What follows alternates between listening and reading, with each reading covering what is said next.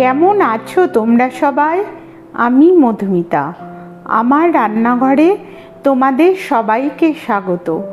আজ চলে এসেছি নতুন একটি রেসিপি নিয়ে। রেসিপিটি যদি তোমাদের ভালো লাগে তাহলে একটা লাইক করে দিও। আজকে আমি তোমাদের রেঁধে দেখাবো উচ্ছে দিয়ে মটরের ডাল।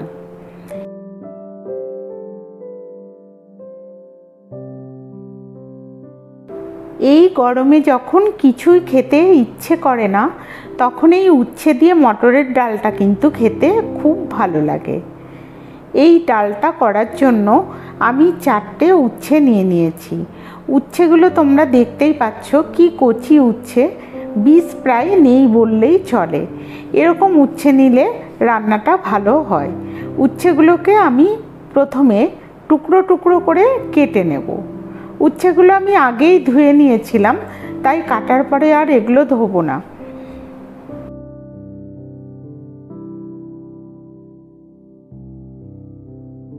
করার জন্য আমি নিয়ে নিয়েছি 1 বাটি মটরের ডাল।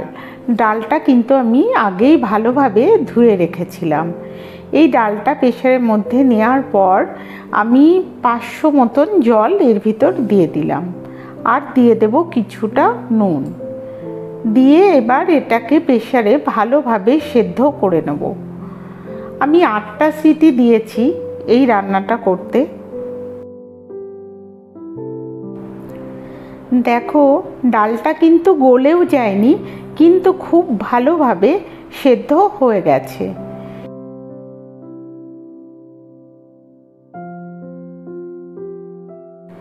পুরো রান্নাটা আমি সর্ষের তেলেই করব।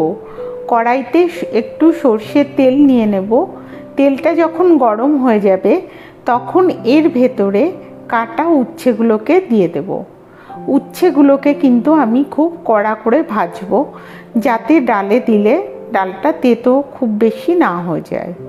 উচ্ছে ভাজার মধ্যে দিয়ে দেব সামান্য নুন ও একটু হলুদ। দেখছো কি সুন্দর উচ্ছেগুলো ভাজা হয়ে গেছে। এই উচ্ছে ভাজা কিন্তু খেতে আমার দারুণ লাগে। এর গন্ধগুলোও আমার খুব ভালো লাগে।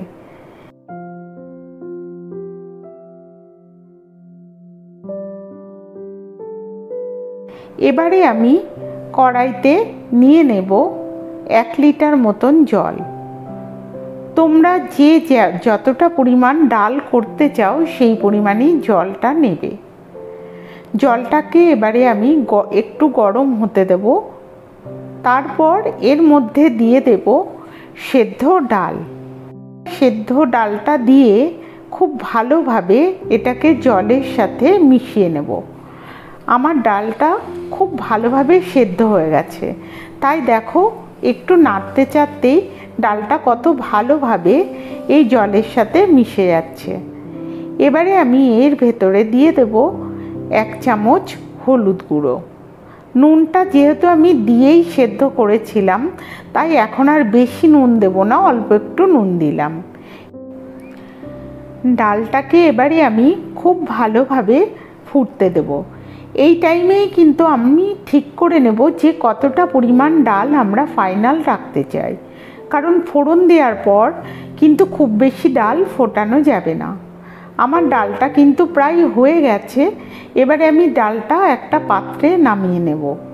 আর ডালের ভেতরে ফোড়ন দেওয়ার জন্য এবারে আমি কড়াইতে একটু সর্ষের তেল নিয়ে নেব এবং তার ভেতরে 2টো শুকনো লঙ্কা ফোড়ন দেব আর 1 চামচ 5 ফোড়ন দিয়ে এটাকে ভালোভাবে নাড়তে থাকবো। যখন 5 ফোড়নের গন্ধটা বেরোবে তখন এর ভেতরে আমি আদা ও রাঁধুনি বাটা দিয়ে ভালোভাবে নাড়তে থাকবো। রাঁধুনি তোমরা পছন্দ না করলে বাদ দিতেই পারো, কিন্তু আমার মনে হয় রাঁধুনি দিলে এই ডালের টেস্ট বহুগুণ বৃদ্ধি পায়।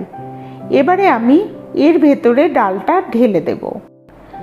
আমার ডালটা কিন্তু প্রায় হয়ে গেছে, কিন্তু তোমরা দেখতেই পাচ্ছ আমি এখনও উচ্ছে ভাজা দিইনি। এবারে আমি ভাজা উচ্ছেগুলো ও 4 থেকে 5টা কাঁচা লঙ্কা দিয়ে দেব। ডালের সাথে উচ্ছে আগে দিয়ে দিলে তাতে ডালটা তেতো হওয়ার যেমন সম্ভাবনা থাকে, তেমনি উচ্ছে ভাজার যে সুন্দর গন্ধ সেটাও নষ্ট হয়ে যেতে পারে।